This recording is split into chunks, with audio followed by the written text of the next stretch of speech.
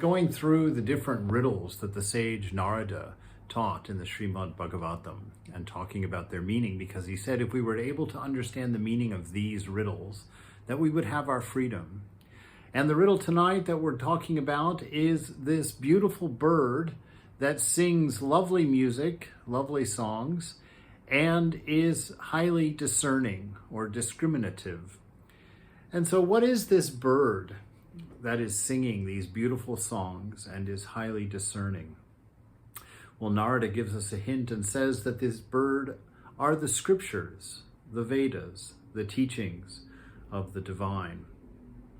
That those are the beautiful songs, and they are the discerning for finding out what the real is and disassociating it from the unreal, a process which brings about our freedom, since it's the unreal perception of the world, which basically is this material world with an ego, body, mind, self at the center of it. But this bird, being the scriptures, is something much more vast than just a book or just a set of teachings. Actually, this moment that we inhabit is an eternal moment. It has no beginning or end. It's the mind that breaks it into minute pieces and puts it into categories of cause and effect, and then breaks it into different components and draws lines between them of relationship. And that's the nature of the mind.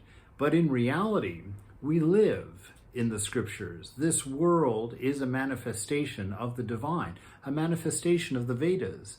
And you can see this because in several instances in the scriptures, we have these teachers, these seers walking through the woods and hearing birds singing the ancient mantras. We have Ramakrishna sitting on the banks of the river Ganges and hearing the ancient mantras repeated in the lapping of the waves on the shore of the river. And so we have this idea that this universe is a direct manifestation of Scripture, and that when it is seen properly, the Scriptures can be heard and can be brought out of it. You know, it is in this moment that Jesus formulated his teachings. It's in this moment that the Bhagavad Gita, the celestial song of God, was written. That these scriptures, the Vedas, are really a condensation into text form of all the wisdom held in the components of the manifest world. That all of these ideas, all of these highest ideals are all pulled from this moment, are all gleaned from being, from having the experience of life and this knowing, and it's seeing God everywhere. And in that seeing and knowing everywhere to be God, you hear the song of God.